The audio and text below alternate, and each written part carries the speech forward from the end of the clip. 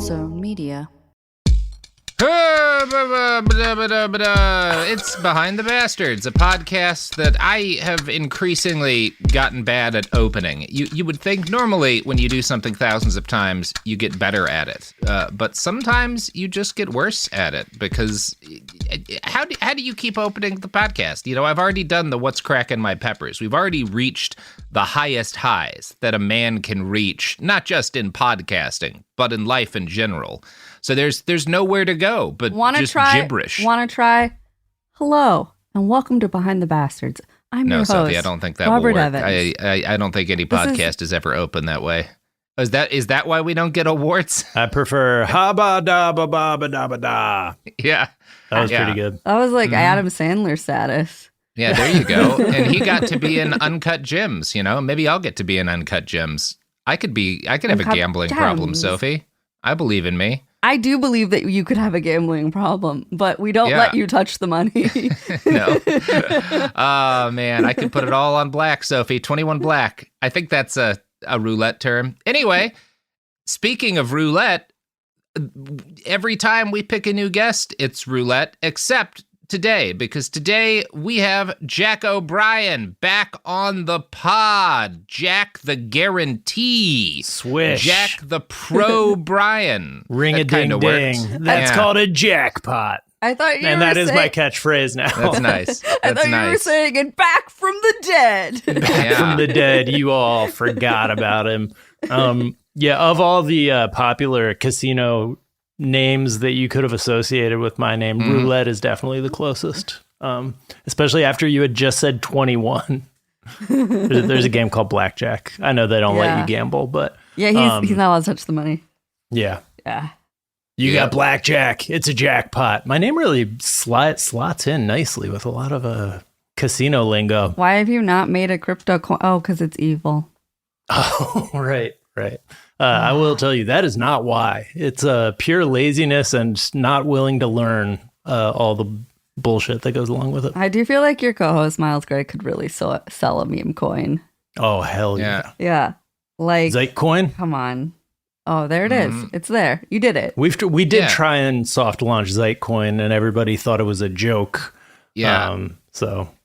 I tried to launch Bastard Coin. You didn't? It just wound up making the president a lot of money. Oh. Basically what we all do every day. Yeah, well, that is kind of the point of everyone else in the country now.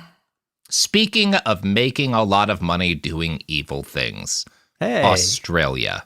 That's the subject this week. It's an Australian bastard. Our Aussie listeners have been begging for years. Literally. Why don't you ever talk about Australians? So many of us are terrible. It's always been my understanding that Australia is sort of like Texas, the country, in a lot of ways, but just with fucking desert racing replacing guns. And kangaroos. And kangaroos replacing armadillos? I don't know. I don't think anything replaces kangaroos. Nope. Anyway, we're talking about a lady named Eliza Fraser this week. That's our bastard. Wow. And so Eliza is a lady who gets shipwrecked and then tells a bunch of lies about how the Aboriginal people on the island that she is shipwrecked on treat her. And those lies wind up cascading and playing a role in a lot of genocidal bullshit. So she's the bastard this week, and also the colonial state of Australia is a bastard. But it's a fascinating story about a place that I knew nothing about before I started reading about this. So we're going to have a good time, Jack. You ready to hear about some genocide? We're the West, mate. No, that was not good. That was by terrible. the end, I will get one good syllable of an Australian accent. Well, it's okay because Eliza comes from this era. She's British, right? Like she's a major figure in Australian history, but like the Aussies hadn't really figured out that accent yet, right? They were still just British people on a different place, right? They're still Irish workshopping people and Scottish people. Their accent. I like the idea that they were just like intentionally in a room somewhere. That is kind of what happened with the received pronunciation, right? The British accent, like a bunch of rich guys sat around in a room. Yeah, in Shakespearean time, the British accent sounded like the Baltimore accent. Like it was just kind of like Aaron's and Darding. And then everyone sounded like a character in The Wire. Can you do that again, please? Aaron's and Dargan. That's correct? Yeah, that sounds about right. Yo, yin's going down to see Shakespeare at the Globe. That's exactly how Shakespeare sounded. Yes. That's how it should be, right? To be or not to be. Yes. Thankfully, Denzel's version of Macbeth really delivered on that. But then they were like, we should sound fancy. And that's where we got received pronunciation. I don't think this is like exactly what happened. I don't think they had like a meeting where they were like, should we fancy it up? But they were just like, it kind of sounds cool when we talk like this. Jack, and, Jack, yeah. I've missed you, buddy. My accent works so good. So You've good. missed me and my accent work. That's also part of the thing is like we could be shitty to everyone who doesn't talk right because they didn't go to Eton or wherever. Which is why you have like received pronunciation. If you know British people, they can always tell you, oh yeah, that guy's rich just by like hearing him. I know. Very posh, isn't he? Whereas in America, everyone just sounds like a Californian now. Yeah, that's right. We did it, Joe. All up speak. Oh. This is an iHeart podcast. Guaranteed human. You know Roald Dahl. He thought up Willy Wonka and the BFG.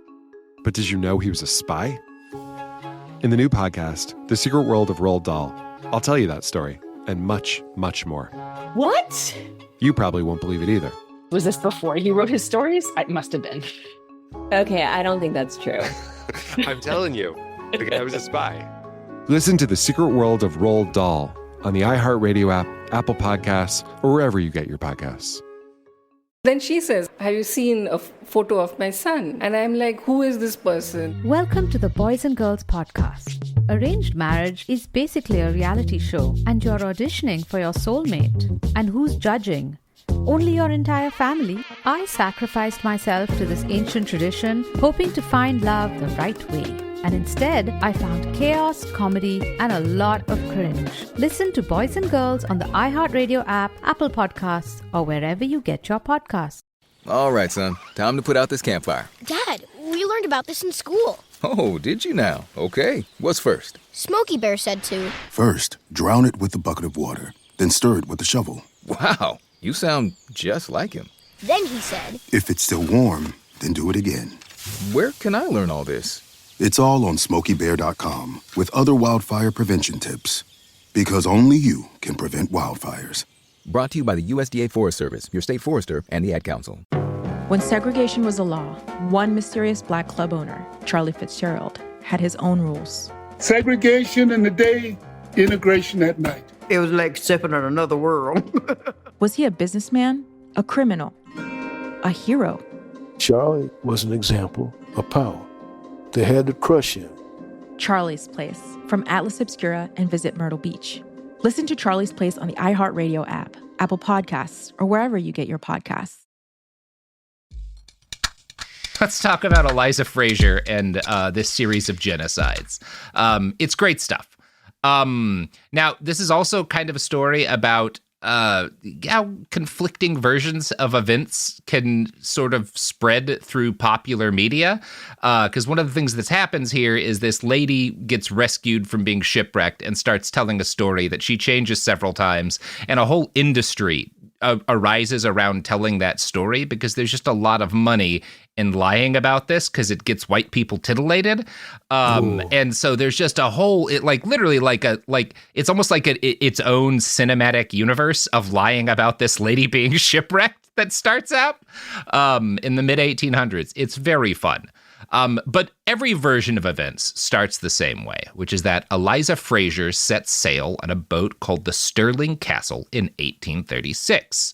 Her husband is the captain, and according to most versions of the story, although not all of them, she is preggers. Which I don't think I've ever said on the show. I hated it. I really love did. it. Should we not be really? Okay. I'm getting mixed reactions. The goosebumps that I have on my arms right now are because it felt so good and natural. Yeah, I think. Yeah. Preggers. So Preggers McGregors. McGregors. Oh, if only her last name had been McGregor. That would really have worked. I'm sure one of the people on the ship was named McGregor. There's anytime there's a British ship at sea, there's a McGregor somewhere on that motherfucker. So in May of 1836, several months after setting sail, the Stirling Castle runs aground not all that far from an island that at that point, Europeans called it the Great Sandy Island. It's going to be called Fraser Island. And yeah, right. Oh, They no. name it after this lady who lies about it. It is to this day the world's largest sand island. So it's a pretty sizable island. It's about 186 miles north of Brisbane. And today it's called Gari. It is spelled K''Gari. And if you go to like Wikipedia, it'll say it's pronounced Guri or Guri, like Gurrie. But I pulled up a video of like people who come from like the tribes that are indigenous to the island saying it, and they say it more like Gari. So that's how I'm going to try to say it, because I'm pretty sure they're righter than Wikipedia. Yeah. It's also possible that maybe there's some like dialect differences and people. Yeah. Anyway, I'm going to try to call it Gari because that's what it sounded like in the video that I saw. Is a sandy island like just what all is sand there like, is yeah all sand? Is that uncommon? I guess is my question. Like I've been to islands that have sand on them, but like I did not realize that they were. It's common, but not for them to be this big, right? Like there's a bunch of sandy islands, but the Great Sandy Island is the biggest. One thing you got to give the first name Europeans give it is that it's at least accurate, where they're like, wow, this is a fucking huge sandy island. This son of a bitch is like big. Jack-O-Lantern Island, but like more sand. Yeah. Well, like even sandier. Yeah, right. an even sandier island. The sand, you could call it the sandiest island. The sandiest of islands. Anakin Skywalker would hate this fucking island. As a colonizer, that I guess makes sense. Got so it. back, people have been living on Gari for a very, very long time. And at least some of what I've read, although I always take like European anthropology about Aboriginal people, a lot of which is written in like the 60s and 70s with a grain of salt here. But a lot of that kind of stuff that I've read said that in antiquity, at least, the people who lived on this island did not conceive of a world outside of this island and this little chunk of the mainland that they kind of moved between, because they were like, a lot of the peoples who lived on Gari like part-time and then would be on the mainland near the coast part-time, would kind of move between the two, right? Based on like what kind of food was available and what season. Not uncommon around the world. Most peoples who were like quote unquote hunter-gatherers or whatnot were more like semi-nomadic, right? Where they would have places that they would like settle down and places where they kind of would grow food, but they would also move around based on, what the climate's doing and what kind of, food is available different chunks of the year. Anyway, I should start with some deep history of this island, which is, again, very imperfect, but it's better than not doing it at all. The peoples who lived on this island tended to pass on knowledge orally through song. So we don't have a complete understanding of their history because not all of the people who knew all of the songs survived to pass them down, right? Because there's a genocide, right? But we do have quite a lot of information from these people. And that's called foreshadowing, by the way. Like a sizable amount of their records. Like we have their records of their very first European contact, which has been passed down for several hundred years through songs. Human beings have lived on what is today Gari for more than 50,000 years. There's no real way to get much more precise than that. And human civilization on the island, in fact, predates it being an island, because until about 6,000 years ago, it was still directly connected to the Australian mainland.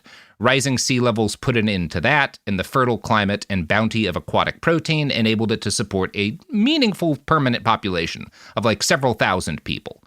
Most casual histories of Gari tend to emphasize the isolation that the people there had from other groups of people. This does not seem to be entirely accurate. By the time Europeans arrived there were 3 broad tribal groups on the island. One of them, the Bochola, which is usually spelled Butchalla, but there's like 3 different spellings that are all correct because it's like an anglicization, right? So the Bochola lived on the mainland across from the Great Sandy Strait and in the central part of the island, right? So they would kind of go between the mainland and the island. And then there's the Dulangbara, who occupied much of the south, and the Ngulangbara in the north. And I was not able to find pronunciations for those latter 2, so I'm doing my best on those. I'm pretty sure I've got Bochola right. To some extent, Gari occupation of Gari varied with the season. Mullet fishing was the major source of food, and during the height of the harvest, there might be as many as 3,000 people on the island, right? And then it's kind of like a snowbird situation where like your full-timers are a smaller chunk of the population. I don't think they had RVs, but otherwise, that's more or less in many accurate. ways, East Coast retirees are living the most similar lives to indigenous peoples of long ago. Right. Traveling to Florida and that. Going between the Jersey Shore and Florida.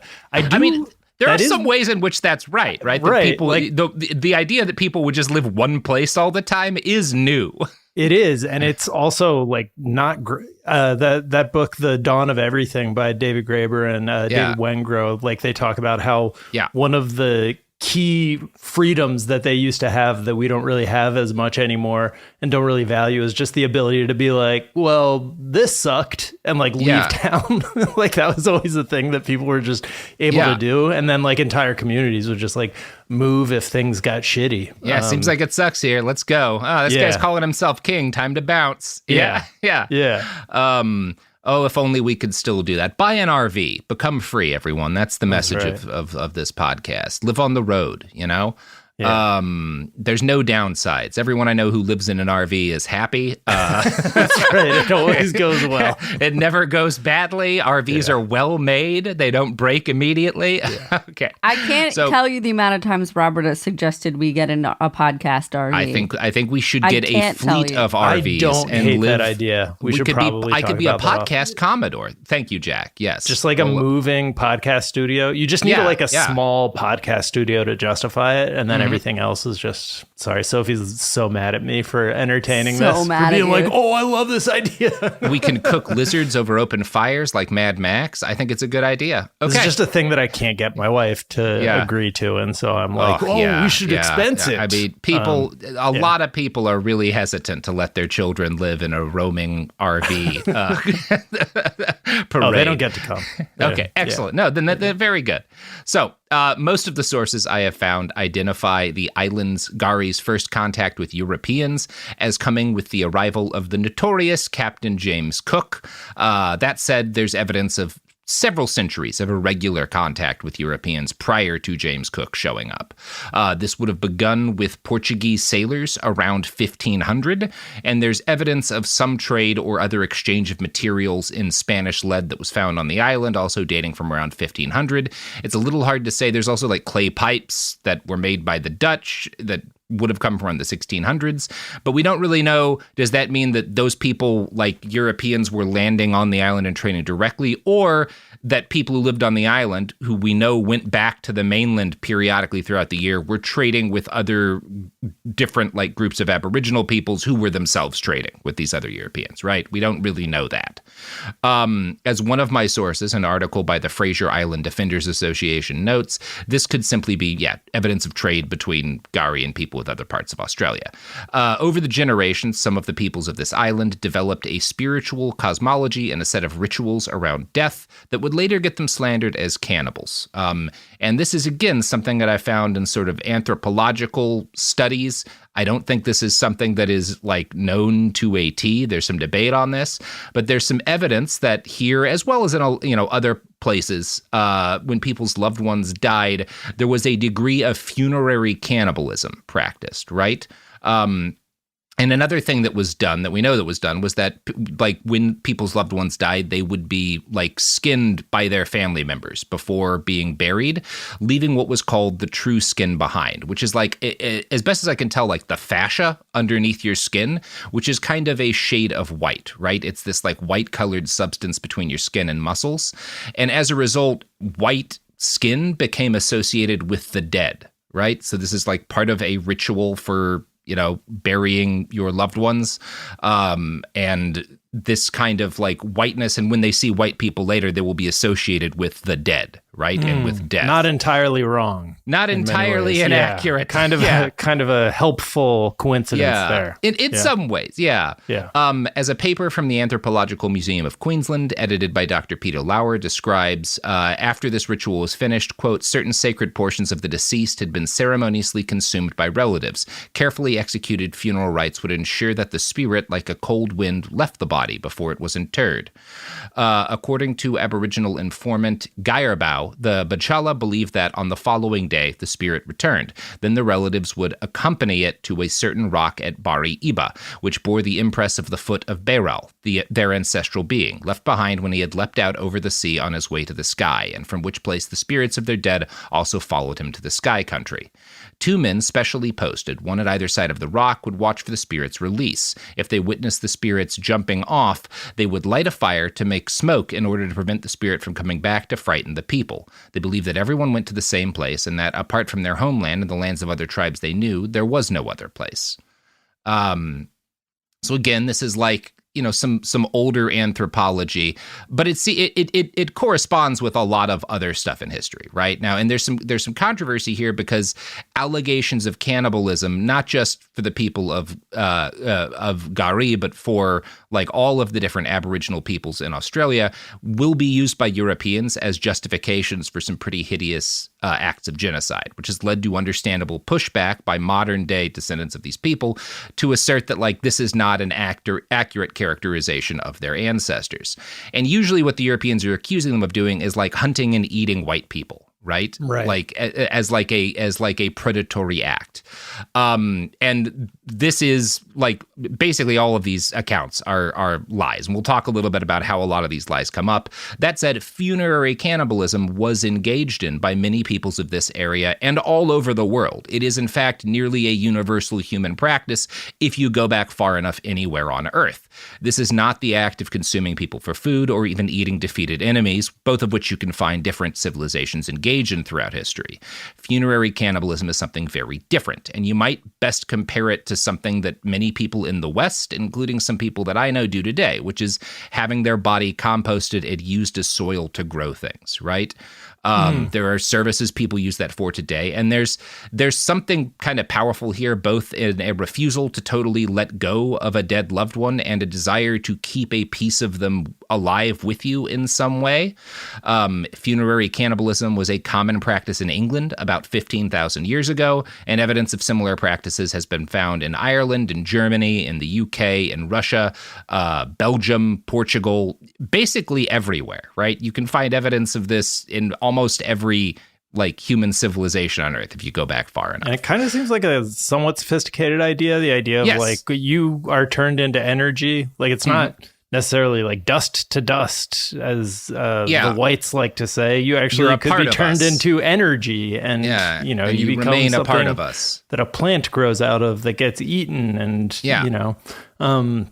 I will say also, as somebody who grew up in a strict Catholic household, there's a lot sacramental of cannibalism is not uncommon in the Western world. Like for people who don't know Catholicism, like they believe that they're doing the sacrament up on the altar.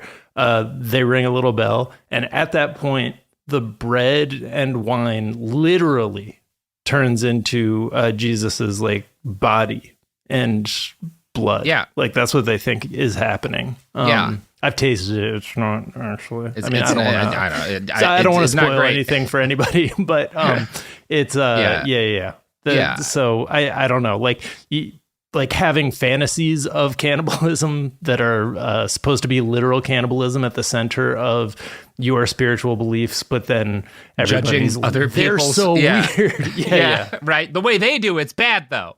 Is it just like a small piece of like a loved one? That's what it sounds like based on the reading that I've done. And I mean, it varies from place to place, right? Again, this is something that we found evidence of on every continent, right? So different groups of people probably had different attitudes as like which parts and how you do it.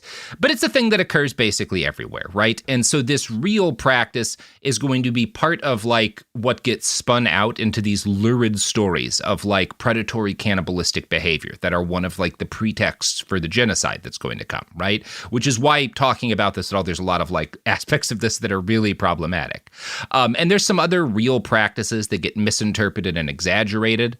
For one thing, infanticide, right? There were like during times of starvation. And again, this is not just something that Aboriginal people did in Australia. This is something all throughout human civilization. When everyone is starving to death, sometimes you kill a newborn baby because it's not going to be able to survive, right? Yeah. Like we are talking about people who are living with wildly different margins than we can conceive of. And the purpose here is not cruelty or some dark ritual, which is, again, what it often got spun out to, that they're doing this for some sort of magic purpose. This is survival, right? There's simply not enough food, right? Everyone who has ever lived has relatives, if you go far back enough, who had to make choices like this because it's hard to live as a fucking... and almost like a mercy Neolithic killing in some cases, right? Like they're going to starve to death. I don't know if we're going to live. This baby Right. certainly can't, right? And so but what you have is you have these people who are calling themselves anthropologists, these Europeans traveling, through the continent, and who find evidence of this, and they're not really anthropologists. They're usually just like people who are kind of rich and so decide to do that as a hobby, and they wind up having their own biases or their own bigotry, and they just kind of like weave this story into ongoing narratives about how dangerous these people are, right? Right, of course. And so this thing that's like, well, yeah, sometimes people who are starving have to make hard choices gets turned into something else, right? Right. I found an article on Aboriginal cannibalism in Queensland on the University of Queensland's website written by E.G. Heap in 1967. So this would have been published at close to the peak of days of racist anthropology on this matter. And even in this article, the author repeatedly points out how incredibly thin the actual evidence is for many of the cannibalistic practices that were claimed to be universal. Quote, Thomas, who's one of the anthropologists in this period, recorded a case on the Gascoyne River in Western Australia where an Aboriginal girl was killed and eaten by a native who decoyed her away. She was very plump. The object of killing her was to acquire this desirable quality. Bleakel, who's another scientist, also referred to rare cases of the killing and eating of a young girl on a special ritual occasion, but his information is not documented. And that's the thing that you find over and over again is like, here's this lurid claim of someone being like eaten for this like ritual purpose. There's no evidence that this happened, right? Like It's we don't actually know why he said in this. our movies. Right? Yeah. Yeah. We got to put this in some newspaper articles, right? Right. Yeah, and it's the same thing with like these claims about the killing and eating of white settlers by these people, right? Like where a lot of these claims, there's simply like not any evidence of. There's evidence of like sometimes like people will be killed and their bodies will be left out and animals will get to them, but people will be like, oh, well, they must have been eaten after they were murdered, right? Like stuff like that happens a lot too. I presume there are some cases of like people eating parts of defeated enemies, and because that happens in various parts of the world. So maybe that's the case. But again, over and over again, reading this paper, it's just here's this like lurid story and there's no evidence. Those animals are so fucked up. I can't believe they did that. Yeah. That's like that's the explanation behind the Dyatlov Pass, whatever that one is. Yeah, Dyatlov Pass, right. That like, oh, some monster must have eaten them. Their tongues were missing. Their eyes were missing. It's like, yeah, those are the soft parts like that the animals eat when you're just left out. left And they're hungry because it's snowy. Yeah. And when I looked into this paper more, because like I found a bunch of cases where it's like, okay, here's a lurid story, and he says there's no evidence. So I decided to look more into some of the sources for this paper who were making claims about cannibalism. And a major source in this paper is a woman named Daisy May Bates. Bates was an Irish woman, and again, a self-taught anthropologist who expressed the best kind. And she's kind of wandering around in like the 1800s, in the late 1800s and early 1900s. Yeah. And she's this mix of this kind of like paternalistic sympathy towards Aboriginal people, right? But also a lot of bigotry. And she becomes maybe the primary source during this period of claims about cannibalism. And sounds reliable. Sounds reliable. It's one of those things, and this is often what's frustrating. You can't discard everything she says because she is one of the only sources of like ethnographic research we have on some of these groups of people from this period of time. But we also know that she lies a lot. And in fact, I found historian Bob Reese is like, she does good work in some things, quote, with the notable exception of cannibalism. Basically, you can't listen to anything she says when she brings up cannibalism, right? Like Kind there's of a some stuff big she one. has to say about like languages and stuff that's useful, but the second she brings up cannibalism, turn your brain off. She's full of shit. Which kind of makes me question the other stuff, but I'm not an anthropologist like her.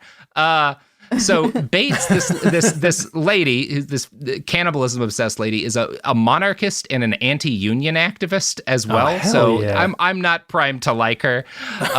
She seems to have grown up obsessed. Activist. Like she's one of these people. Maybe I'll do I might want to do an episode on her at some point. She's got a long history of like lying about her background, like pretending to have come from a different place than she did and be a different person that she is.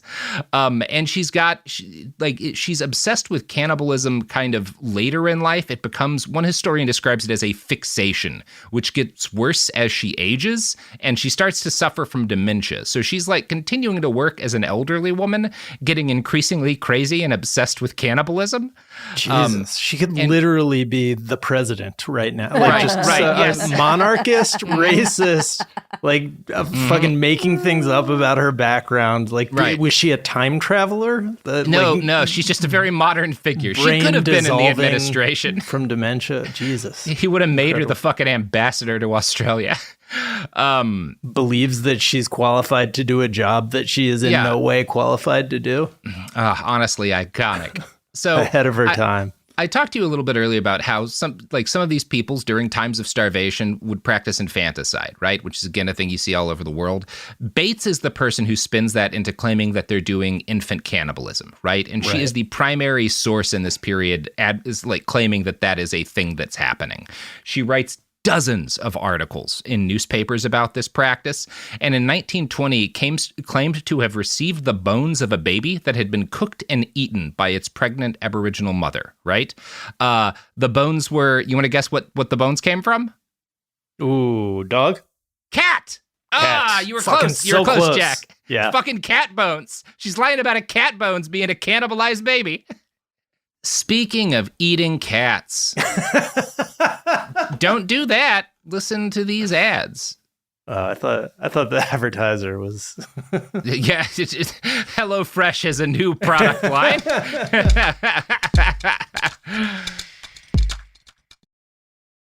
Almost 30 years together, 4 kids, and some of reality TV's most unforgettable moments, we know a thing or two about living life out loud. We're taking you behind the scenes in our new podcast, Between Us, with me, Heather Dubrow. And me, Terry Dubrow. Between Us isn't about perfect lighting or curated Instagram grids. It's the unfiltered, behind closed doors conversations you wish you could eavesdrop on. Equal parts smart, funny, and a little bit scandalous. Every week, Heather will bring you an unapologetic take on the headlines, the trends, and the cultural moments everyone's texting about. And Terry will deliver insider beauty, health, and wellness insights you won't find on TikTok. Together, we'll tell the stories, spill the secrets, and share the hacks that keep life, marriage, and everything in between feeling fresh and fun. We may live in a gated community, but there's zero gatekeeping here. And plenty of did they just say that moments? Listen to Between Us on the iHeartRadio app, Apple Podcasts, or wherever you get your podcasts. Segregation in the day, integration at night. When segregation was the law, one mysterious black club owner had his own rules. We didn't worry about what went on outside. It was like stepping in another world. Inside Charlie's place, black and white people danced together. But not everyone was happy about it. You saw the KKK? Yeah, they was dressed up in their uniform. The KKK set out to raid Charlie, take him away from here. Charlie was an example of power. They had to crush him. From Atlas Obscura, Rococo Punch, and Visit Myrtle Beach comes Charlie's Place, a story that was nearly lost to time. Until now. Listen to Charlie's Place on the iHeartRadio app, Apple Podcasts, or wherever you get your podcasts. You know Roald Dahl, the writer who thought up Willy Wonka, Matilda, and the BFG. But did you know he was also a spy? Was this before he wrote his stories? It must have been. Our new podcast series, The Secret World of Roald Dahl, is a wild journey through the hidden chapters of his extraordinary, controversial life. His job was literally to seduce the wives of powerful Americans. What? And he was really good at it. You probably won't believe it either. Okay, I don't think that's true. I'm telling you, the guy was a spy. Did you know Dahl got cozy with the Roosevelts, played poker with Harry Truman, and had a long affair with a congresswoman? And then he took his talents to Hollywood, where he worked alongside Walt Disney and Alfred Hitchcock before writing a hit James Bond film. How did this secret agent wind up as the most successful children's author ever? And what darkness from his covert past seeped into the stories we read as kids? The true story is stranger than anything he ever wrote. Listen to The Secret World of Roald Dahl on the iHeartRadio app, Apple Podcasts, or wherever you get your podcasts. I'm Anna Navarro, and on my new podcast, Bleep with Anna Navarro, I'm talking to the people closest to the biggest issues happening in your community and around the world. Because I know deep down inside right now, we are all cursing and asking what the bleep is going on. I'm talking to people like Julie K. Brown, who broke the explosive story on Jeffrey Epstein in 2018. These victims have been let down time and time again for decades and decades and decades by local law enforcement, by federal law enforcement, by administration after administration. The Justice Department, through, I think we counted 4 presidential administrations, failed these victims. Listen to Bleep with Anna Navarro as part of the My Cultura podcast network. Available on the iHeartRadio app, Apple Podcasts, or wherever you get your podcasts.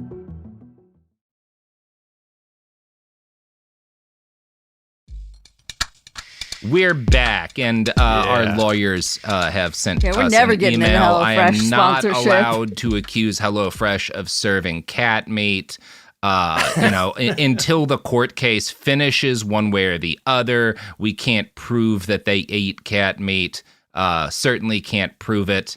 And, are there allegations that they serve cat meat? There certainly are now, Robert. Absolutely. Now there are, for sure. Your cats. But we can't prove it. Your cats just sent me a text message and they're uncomfortable with this conversation. Yeah. Well, they do look delicious.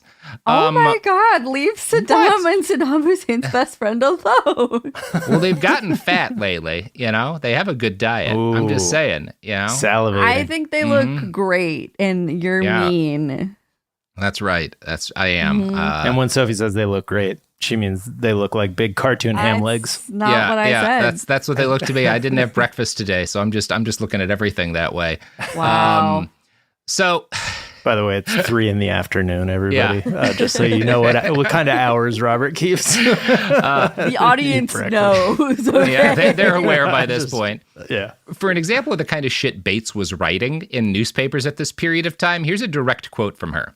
I use the word cannibal advisedly. Every one of these natives was a cannibal. Cannibalism had its local name from Kimberley to Eucla, and through all the unoccupied country east of it, and there were many grisly rites attached thereto. Human meat had always been their favorite food, and there were killing vendettas from time immemorial. In order that the killing should be safe, murderers' slippers or pads were made, emu feathers twisted and twined together, bound to the foot with human hair, on which the natives walk and run as easily as a white man in running shoes, their feet leaving no track.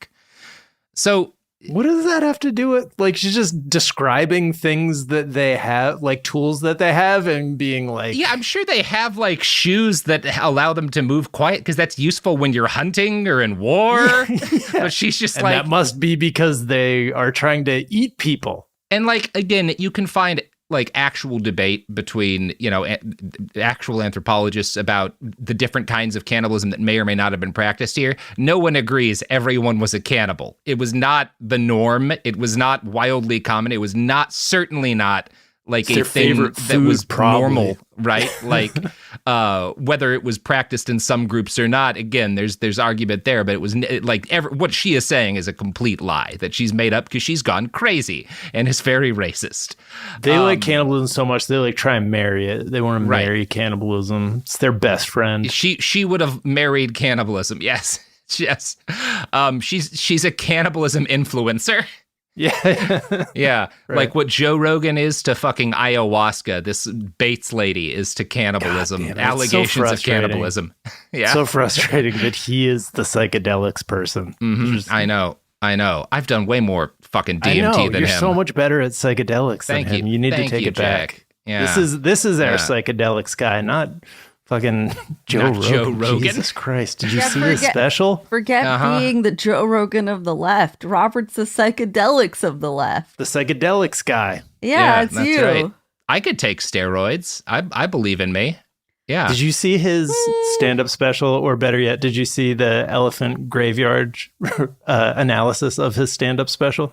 No. I will send that link to you. I assume it's a literal elephant graveyard you're talking about. I'm not going to look into that more. I think that's the name of the channel, but they just like go through. They're like, we're really excited about Joe Rogan's stand-up special, and then just like go joke for joke, and they're like, oh no, oh Joe, what is happening? Things have gone downhill since, what was he? He wasn't on the Man Show, was he? Fear Factor. He might no Fear Factor. That was Adam Carolla. Yeah. He was on that show with Andy Dick. Frankly, too much time on Joe Rogan. Continue with the script, please. Anyway, speaking of Andy Dick, enough. the Andy Dick of old-timey European colonizers was Captain James Cook, who was the first Englishman to enter the recorded history of the people of Gari. In 1770, he first sighted the island and reported spotting several people on the shore. He regarded them all as Indians, and he gave the island the name Indian Head. So this is its name after the Great Sandy Island. So we go from, well, that's at least accurate, to, okay, we're just being racist now. Great. He and a colleague debated whether or not, because again, there's like notes taken on board the ship, and the notes are that James Cook is debating with like a colleague whether or not the skin color of these people meant they were a new race of humans. He was kind of tripped up by their hair, which he was surprised to see was, quote, very much like ours. Wow. Yeah. Made out of the same stuff. Yeah. Wow, the same kind of hair as we. Same dang hair. Do you remember this article that we did at Cracked about like the great explorers and all the just insane lies that they told? Like, well, because you have to be out of your mind. And if you're not out of your mind when you start becoming an explorer, the months you spend dying at sea are going to make you lose your mind. Yeah. They would be like, I saw the person, like one of them was, I think they said they had like eyes where their shoulders were and like mouths in the middle of their, like between their nipples. Yes, those the anthropophagi, I think, are the is the name of those that Sir like Walter cryptid race. Raleigh, Yes, right? yes. Yeah. I still think they're real somewhere, but they just live. I saw one down the street from me in rural Oklahoma as a kid. Yeah. They just live here. Yeah, it was. These were just like the world's best liars. Like, I mean, not even easy good liars. Back. I guess just the like, lies I would have told. Successful. Imagine, because like you wind up in like the center of like a European capital, effectively in the center of their entire media ecosystem, and you're like, so have any of you guys been to China? All right, I'm gonna just say some shit. Nope. Great. I can make you guys believe anything. Right? Good news for me. They worshipped me as a god. Yeah. So the Bachula are the tribe that Cook most likely saw first, because they saw him as well. And this is one of the things I find so interesting about how much fidelity there is with their oral tradition, how good it actually is at getting down history. We have their record of seeing him, right? So he's got people on his boat writing about seeing these people, and we have them singing about seeing his ship. Per an article by Fiona Foley, a Bachula artist and scholar writing for the Queensland College of Art at Griffith University, the Bachula people were unique because not many people in the world would be aware they created a song recounting what was happening when the ship passed by our country on May 20th of that year. The song takes place on a volcanic headland of Gari, known in Bachula as Takiwaru. What I love about this song are the layers of metaphors contained within one verse. The ship rose out of the sea like a cloud and kept near land for 3 or 4 days. One day it came in very close to Takiwaru, and they saw many men walking around on it. They asked each other, who are these strangers, and where are they going? So you actually get like a little bit of, this record of like a conversation of both sides of it in this case, which is fairly rare when you're talking about story, like things like this, like first contact between, an indigenous group and Europeans, that you have like both sides of like the very first conversation about seeing each other, which I find really interesting. And frequently they're like, and why do these guys smell like shit? Yeah, wow, they smell like that boat. You can smell it from here. Terrible. Right? Why? Like all the European settlers just smelled. I mean, first of all, they're like they're rolling living on in off a boat. Yeah, like they're just, like, shitting dying. over the side of this thing, right? At first, they're shitting over the side of it, Robert. Yeah. By the end, they're just like, I really am so hungry. I can't even get up to the edge. Every one of those sailors is like 80% Giardia by body weight. Like they're just stomachs just full all of worms liver and and swollen gums. That's what 90% of their body weight comes from. Oh man. Yeah. I mean, that's like even I remember that article that I was talking about, like Marco Polo is one of them. Yeah. His like whole claim to fame was going to China and like becoming a great ruler in China and like helping them fight a war. And you can go like they were a way more advanced civilization, the most advanced civilization on the planet. Too. They had a printing press at this point, like well ahead of Europe. And so you can like go back and look at their written record and like it's just crickets as far as Marco Polo goes. But we just trust whatever the random guy who sailed around the bend and then just like came back 5 years later and was like, China, ever heard of it? Great. Nope. Okay, I'm just gonna say shit. No, this is why I'm an Ibn Battuta stan and not a Marco Polo stan. There you go. Cool. You always have been. Look him up, kids. He's cool. So he probably also did some fucked up shit, man. I'm not gonna lie. So Fiona here, who's this Bachola scholar and artist who I just quoted from, describes Cook's attempts to classify the denizens of Gari and his decision to name the island Indian Head as, quote, the first evidence of British racialization in Australia. And cites Jody Bird's book, The Transitive Empire, which describes this as part of a process that allowed the empire to, quote, facilitate, justify, and rationalize the state-sponsored violence that tear land, resources, and sovereignty from indigenous people, right?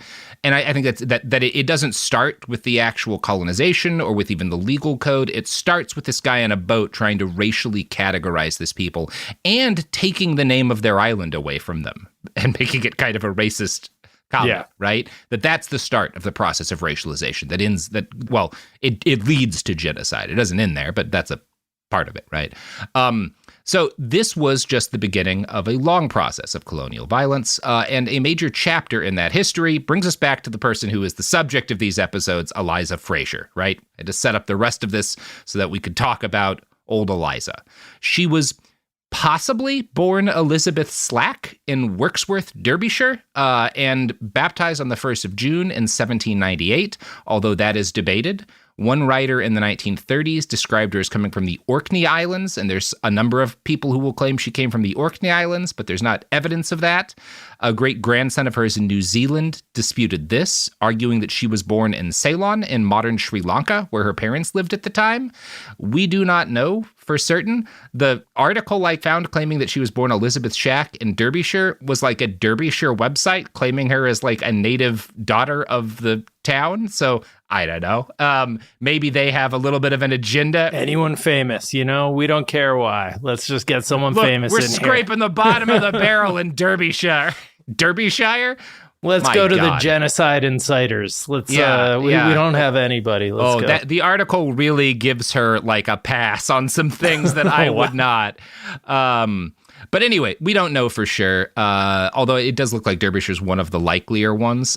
We do have evidence that she came from at least modest means and enjoyed a good education for her time. By which I mean, as a woman, she learned to read and write in childhood, which you're not super poor, generally, if that's happening in England at this period of time. Most men thought that was scientifically and physically impossible at the time. It's starting to change by the time but 1798 is still pretty dark days for that. She may have had a husband and at least one child with someone else before she married Captain James Fraser. Maybe not. Again, kind of some conflicting reports there.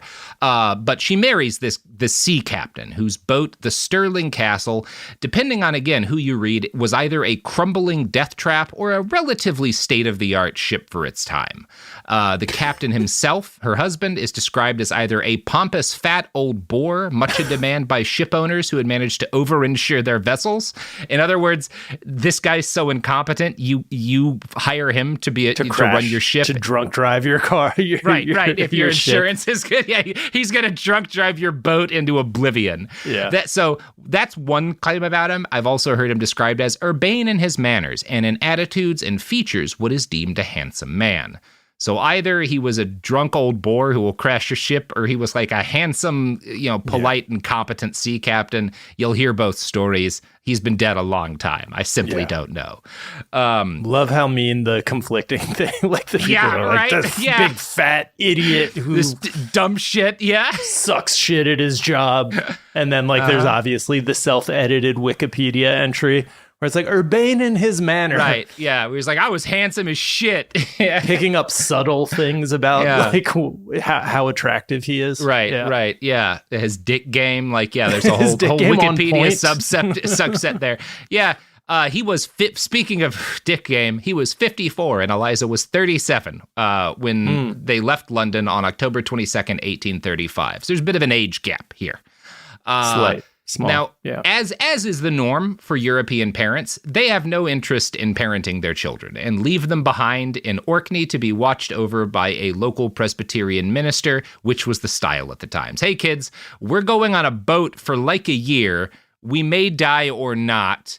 This minister's going to be your dad and mom now. Hang out with a priest. Yeah, this guy's got to be in charge.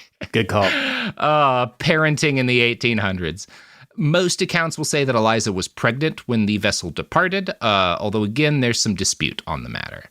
The Stirling made it to Sydney the following May, so it sets out in October and it makes it to Sydney by May and offloads supplies it had brought from England, which, this is Australia, so the supplies are rum, wine, beer, pickles, mustard, the necessities, right?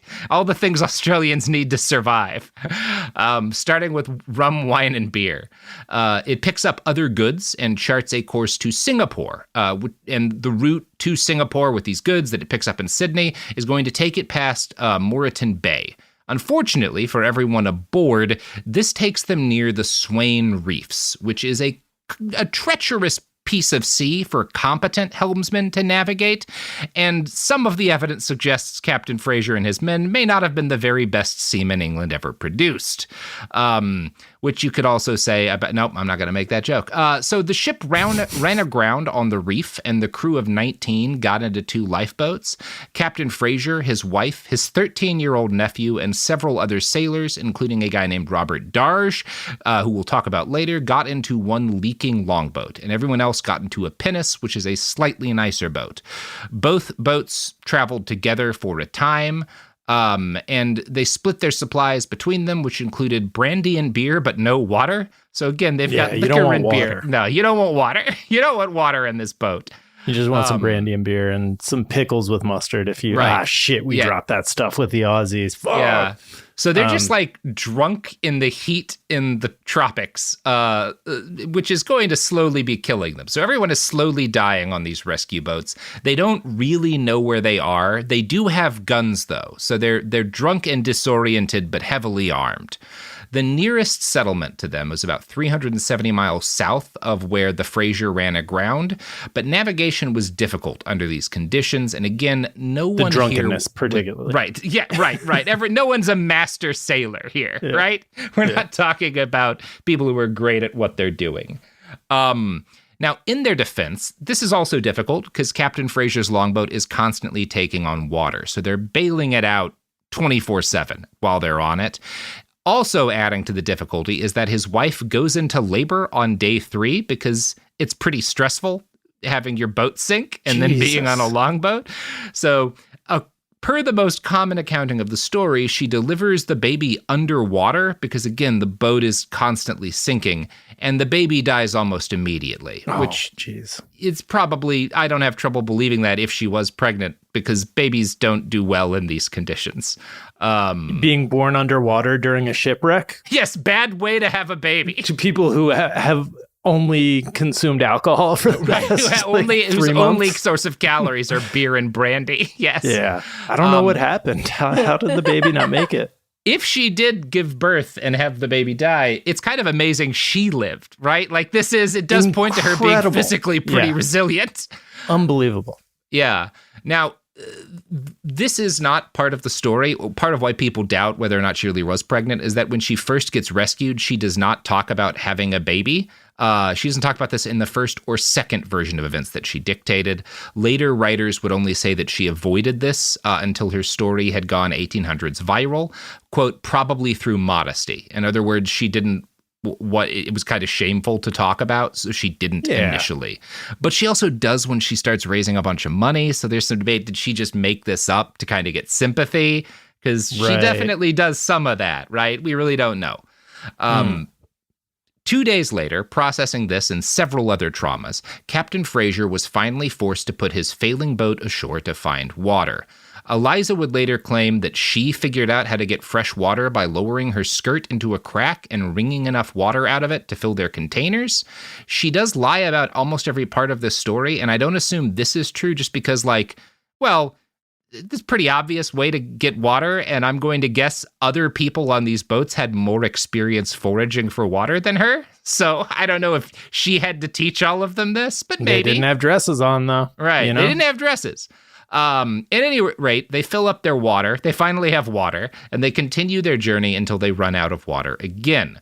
Eliza claims that she was able to survive on seawater, but all of the men got sick when they tried. And this is definitely a lie because you simply can't survive on seawater. Yeah. Right? That's a superpower. That's like her being like, and then I didn't happen. Flew to the island. Yeah. I levitated above the leaky boat. Yeah, you cannot survive on seawater. It's generally 3 to 4% sodium. Obviously, drinking some, like if you've ever gone swimming, is fine. But your kidneys need fresh water to process out all of the sodium. And if you do not have fresh water, you will get sick. Don't try to live off of seawater. They're sort of traveling around the islands off that coast, periodically stopping when they need more water, trying to find food. And eventually they wind up off the coast of what was then called Indian Head, right? Based on what Captain Cook had called it. Right. The indigenous people are still calling it Gari.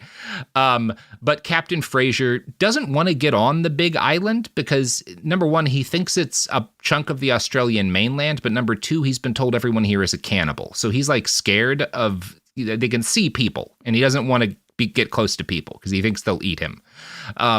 One day, though, the pinnace, which is the second boat with them, goes out to find water while the longboat kind of waits by the shore, and it never comes back. The people on it do eventually find their way back to civilization. I don't know if they just abandoned Eliza and her husband, maybe because they found them annoying. They're so annoying. Yeah. There is some evidence of that. History changed based on how annoying someone is. Yeah. Other survivors were she sucked. We're doing for a different podcast. We're looking into the day Lincoln was assassinated, and the only reason that Ulysses S. Grant wasn't there was because Ulysses S. Grant's wife found Mary Todd Lincoln annoying. Yeah. It's look, completely changed the course of history, Folks, you have to follow your instincts. If you think someone's annoying, you're definitely going to die if you go out to a party with them. Never underestimate having that one annoying friend that you keep around just to avoid assassinations. Mm-hmm. That's right. That's the whole reason the guy who created Family Guy survived 9/11.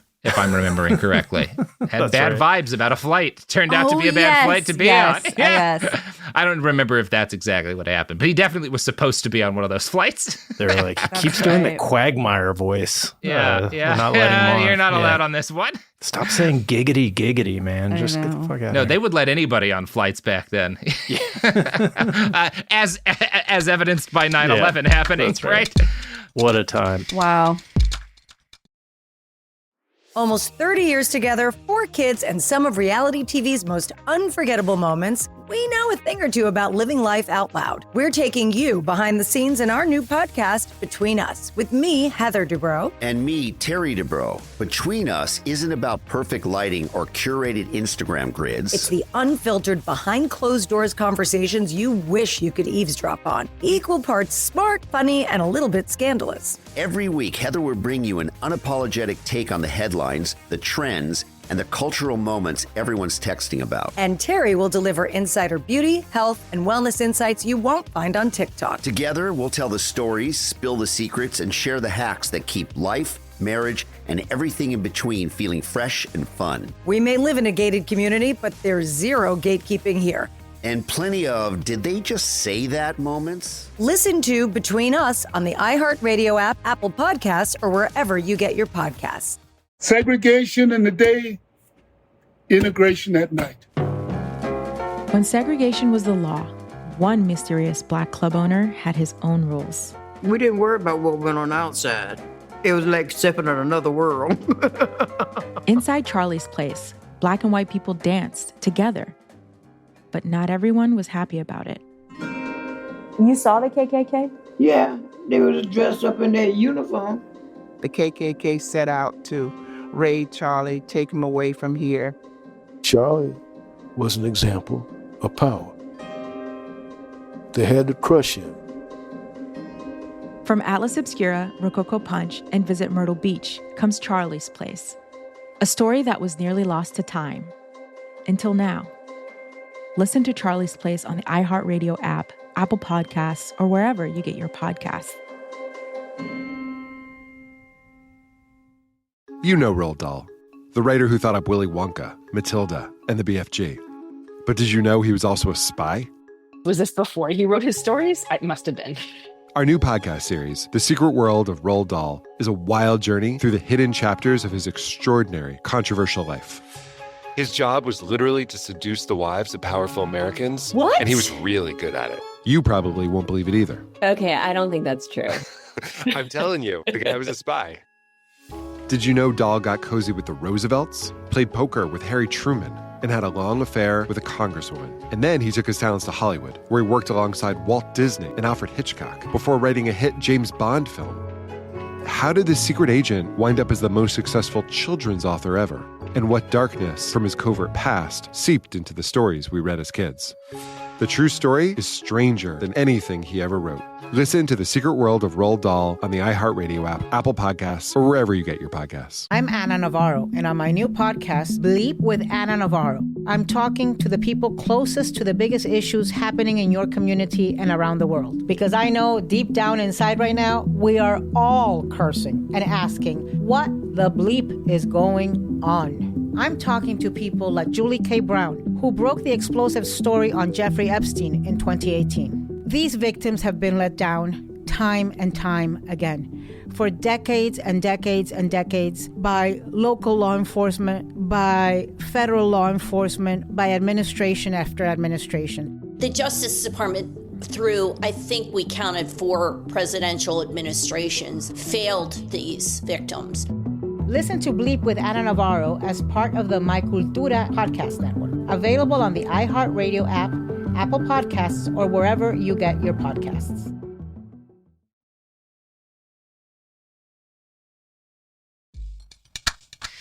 So anyway, they get abandoned off the coast of Gari. And, they spend about a week kind of sailing around the coast because, again, they're scared of the cannibals.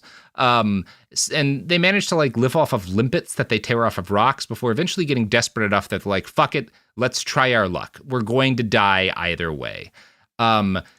It's kind of, I said earlier, they think they found the mainland. We don't 100% know if they know this is an island or not, but most accounts will say they thought this was somewhere on the mainland that was just isolated from European civilization. They are met very quickly by 5 locals with spears. Now, contrary to all these myths that Captain Fraser had believed that these people were cannibals, these folks, these Bachula people, see strange white people come aground and they show up with food. right? They're like, you guys look like shit. You are obviously dying. Wow. We've watched you sailing, or we've watched you like boating around the coast trying to live off of limpets. You're clearly dying. I don't know why you didn't come for help earlier. Here's some food, right? Wow. This is very obviously a humanitarian gesture. But even in modern casual accounts, like this write-up I found in Great British Life, which is the one that wants to take credit for her coming from Derbyshire, this humanitarian gesture is often described as like gross and savage. Quote, the Bachola people approached them with decomposing kangaroo meat. When a sailor ate some, they took some of his clothing. And like... What? Man, number one, they don't have refrigerators, right? Like, Yeah. this happens in, like, the winter, so it's not a great they don't have a lot of food. Like, this kind of going off, like, kangaroo meat is the best they can do, and it's better than you were able to do for yourselves. Like, this is a nice thing. They approached them with fruit that had brown spots on it. It's like, what the fuck? And, like, they give them food, and they're like, hey, can I try on your clothes? Like, I haven't So seen anything strange. like that. It's weird, right? It's a pretty normal thing to do. You're meeting someone very from a new friendly. culture. Can I try that hat? I've never worn a hat. What is that? Yeah. To this day, athletes exchange jerseys after, you know? It's a thing that's done, and it's not a sign of war. No. It's a sign of like, hey, this is silly. When I met you, you gave me some rancid kangaroo meat, although for a I different did. reason that we don't need to get into. And then we exchanged shirts. And we did exchange shirts, yes. That was more to, it was a weird hallucinogen, the rancid kangaroo meat. Yeah, if you make it into high meat, you trip off of it. Yeah, that's right. Look it up, folks. So not long after this, 8 of the remaining men who had gotten like landed with Captain Fraser and Eliza either try to leave or like walk off to try to find a town to get rescued for everyone else, or they just desert. We don't really know. Crewman Harry Yolden is the source of the claim that like we deserted, and he blames Eliza for making them desert, right? Quote, she was a terrible liar and the most profane, artful, wicked woman that ever lived. And this does comport with some of her later behavior, although other crewmen allege that Yolden was the problem and he stole a bunch of water, that like way more water than he was supposed to be drinking. Both of these could be true. Maybe they both sucked, right? Yolden also called Eliza a she-captain, which was him insulting both her and her husband. Yeah. He sounds like the worst. It's possible for everyone to suck here. Stirring shit in the middle of a life and death thing, just like shit stirring on a new level, being like, oh, well, I guess we should listen to our captain. Our your captain. wife. Yeah. At the same time, I do think that you should now address me as she-captain. As she-captain? Sure, of course. Because it's kind of grown on me in the last 30 seconds. I don't feel like you need to gender captain. Like, it's not an inherently masculine or feminine word. I don't know. There's kind of a floater with she-captain. It's like calling someone a she-person. You don't really need to do that. No, that just you do kind of not. sounds fucked up. Yeah. So Eliza alleged that Yolden at one point threatened to throw the captain overboard while they were still on the boat. I don't know. And also, depending on how competent Captain Fraser was, this may have been an understandable move. I can see a version of the story where throwing him overboard might have been the best thing for everyone. At any rate, after they are rescued by the Bachola, the group splits up, and Darj, Yolden, and 4 other men head for where they think is Moreton Bay, but Moreton Bay is on the mainland, so again, they don't really know where they are. Eliza, her These are husband... good navigators. They're great at like, this. we're going to head over to Sydney real quick. Hey, it's like east, and I think east is left, so yeah, we'll just try that.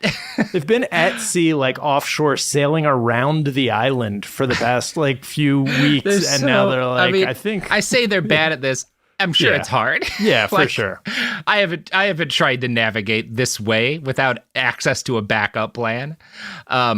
Eliza, her husband, and 4 other men go south with the Bachola, right? Now, most of them have guns, but they become separated at some point, or several of them become separated at some point. It's a little bit unclear exactly what happens. All of these stories are kind of different, but Eliza and her husband wind up living with the Bachola for several months. And the first thing that she reports the Bachola show them how to do is dig a hole in the sand so that it fills with water, and then add leaves from a local shrub to improve the taste, right? So again, they're like trying to teach them how to survive. They are attempting to do a humanitarian things, right? Those monsters. They're like, oh, you guys are always, you're just dipping your filthy clothing into water?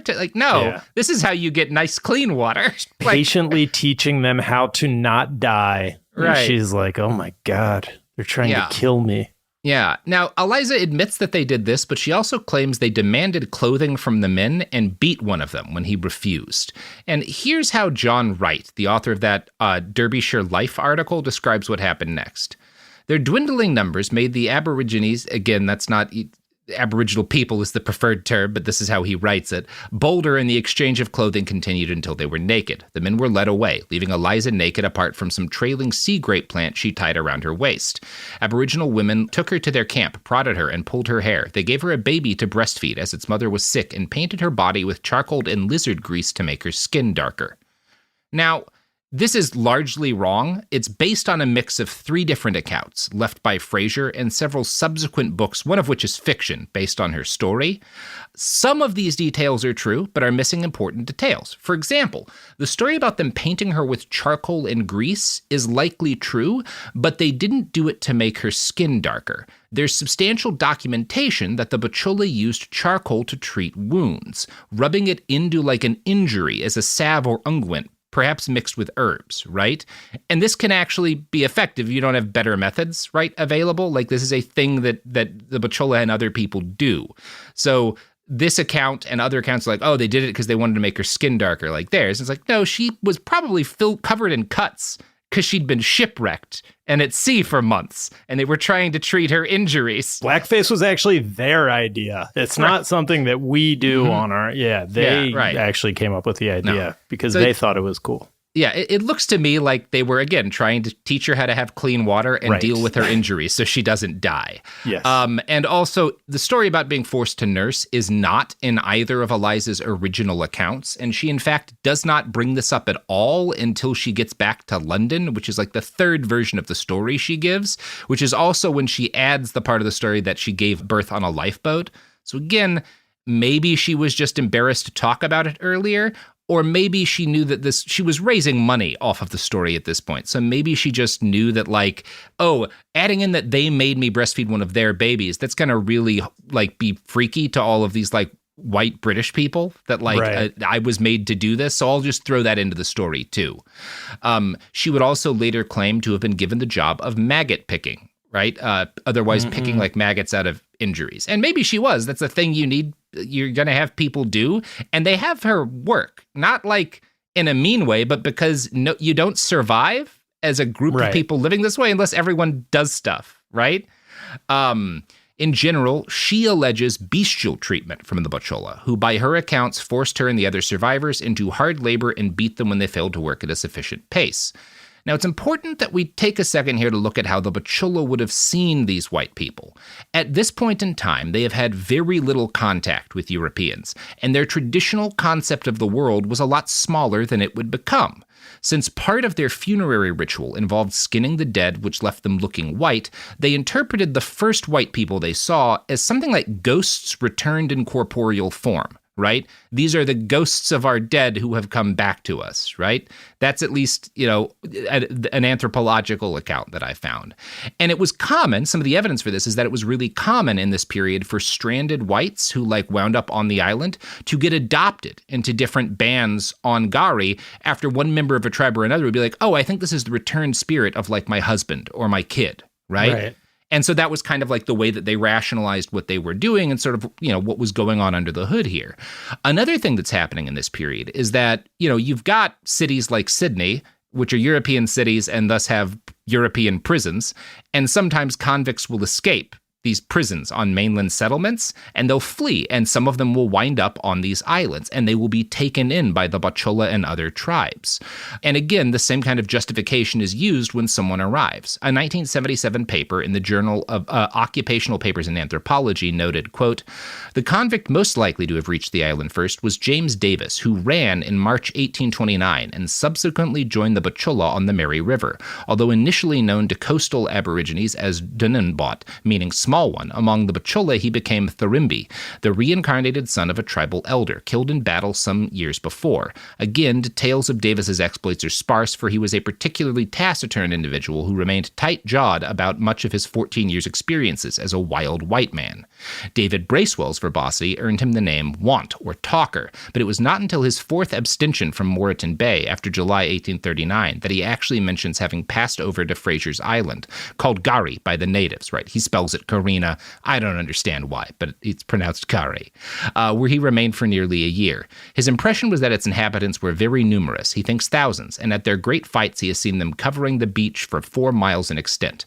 Finally, John Faley, called Gisburi after a long trek from Armidal to the Mary River via the Bunyal festivals in the Blackall Ranges, moved with the Aboriginal people of Wide Bay for almost 12 years, helping them to plan raids against early white settlers before being retaken by Lieutenant Bligh and his native mounted police in December 1854. Fahey, it seems, became the most totally incorporated of all the fugitives into Aboriginal lifestyles, passing through the Bora ceremony and bearing upon his body the Musgara scars and the epaulet Bora marks on the white shoulder.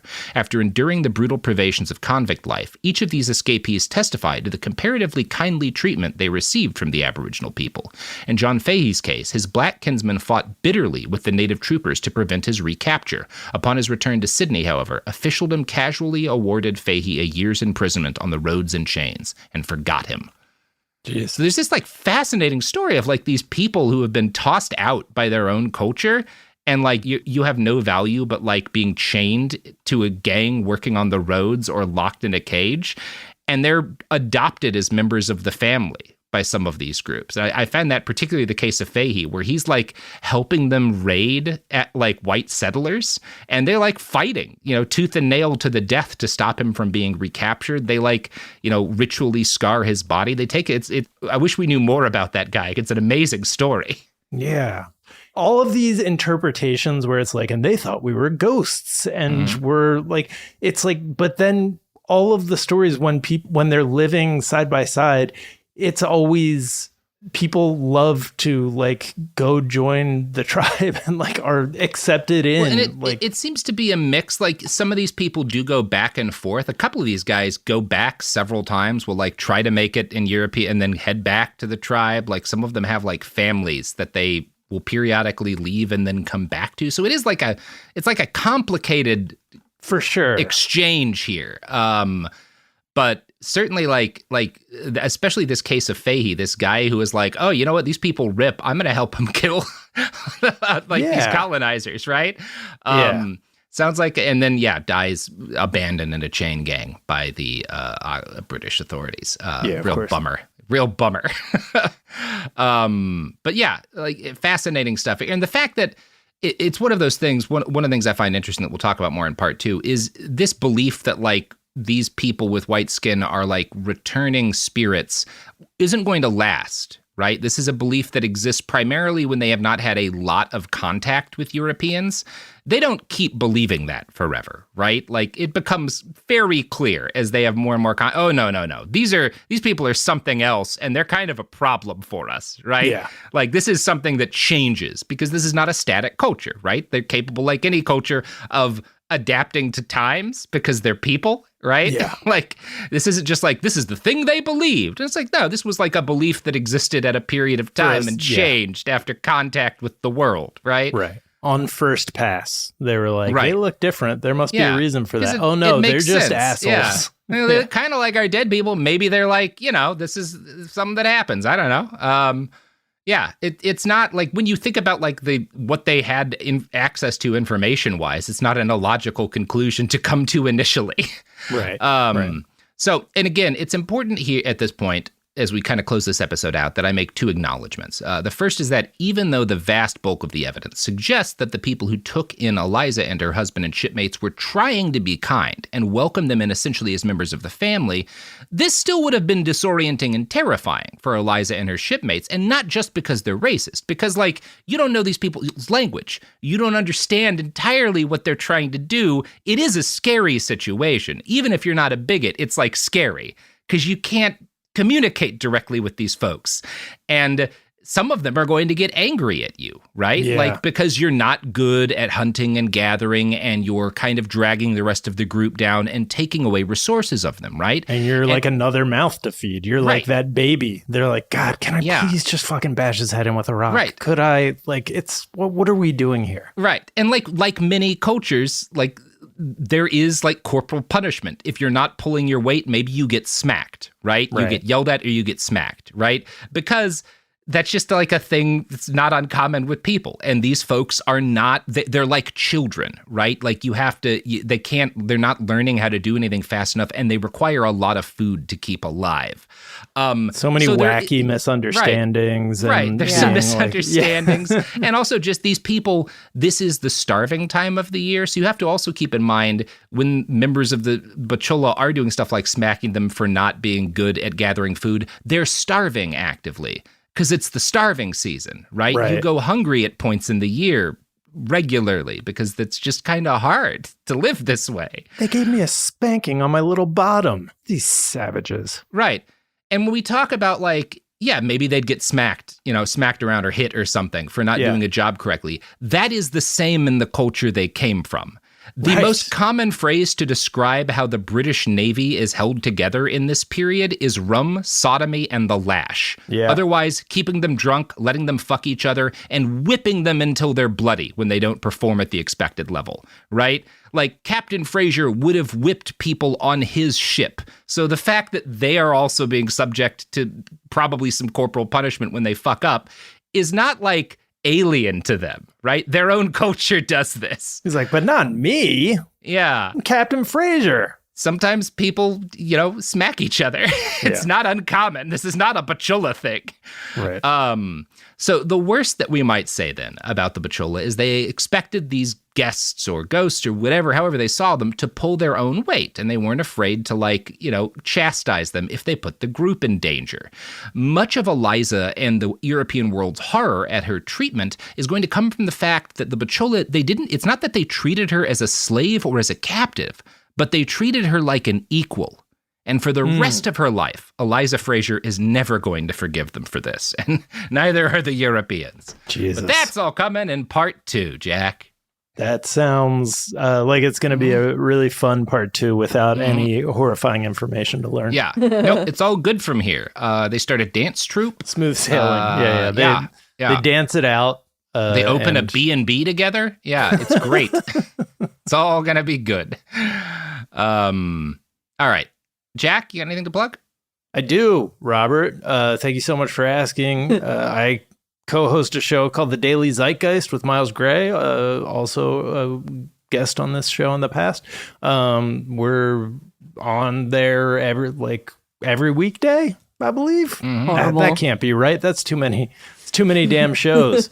Monday through Friday, we drop at least an episode. So you can find me there. And I'm on Twitter at Jack_O'Brien and on Blue Sky at JackOB1 because I didn't get on Blue Sky fast enough. Right. Well, either get on Blue Sky or don't. Honestly, I think we've all had enough social media at this point. Maybe light your computer on fire. That's a good idea. That's an interesting idea. Burn your own house down with all of your electronics in it, except whatever electronics you use to listen to this podcast. Don't stop listening to this podcast. Never take advice from Robert. Except this advice, obviously. Burn down your neighborhood. Yeah. Okay, let's end on that note. Behind the Bastards is a production of Cool Zone Media. For more from Cool Zone Media, visit our website, coolzonemedia.com, or check us out on the iHeartRadio app, Apple Podcasts, or wherever you get your podcasts. Behind the Bastards is now available on YouTube. New episodes every Wednesday and Friday. Subscribe to our channel, youtube.com/@BehindTheBastards. Then she says, have you seen a photo of my son? And I'm like, who is this person? Welcome to the Boys and Girls Podcast. Arranged marriage is basically a reality show, and you're auditioning for your soulmate. And who's judging? Only your entire family. I sacrificed myself to this ancient tradition, hoping to find love the right way. And instead, I found chaos, comedy, and a lot of cringe. Listen to Boys and Girls on the iHeartRadio app, Apple Podcasts, or wherever you get your podcasts. You know Roald Dahl. He fought up Willy Wonka in the BFG. But did you know he was a spy? In the new podcast, The Secret World of Roald Dahl, I'll tell you that story and much, much more. What? You probably won't believe it either. Was this before he wrote his stories? It must have been. Okay, I don't think that's true. I'm telling you, The guy was a spy. Listen to The Secret World of Roald Dahl on the iHeartRadio app, Apple Podcasts, or wherever you get your podcasts. Babes, what are you doing? What? I'm just mowing the lawn. No, it's blazing hot and dry out here. Don't you remember? Smokey Bear says. Avoid using power equipment when it's windy or dry. Where'd you learn this? Oh, it's on SmokeyBear.com, with many other wildfire prevention tips. Right. Thanks, honey bear. 'Cause remember, only you can prevent wildfires. Brought to you by the USDA Forest Service, your state forester, and the Ad Council. When segregation was a law, one mysterious black club owner, Charlie Fitzgerald, had his own rules. Segregation in the day, integration at night. It was like stepping in another world. Was he a businessman, a criminal, a hero? Charlie was an example of power. They had to crush him. Charlie's Place, from Atlas Obscura and Visit Myrtle Beach. Listen to Charlie's Place on the iHeartRadio app, Apple Podcasts, or wherever you get your podcasts. This is an iHeart podcast. Guaranteed Human.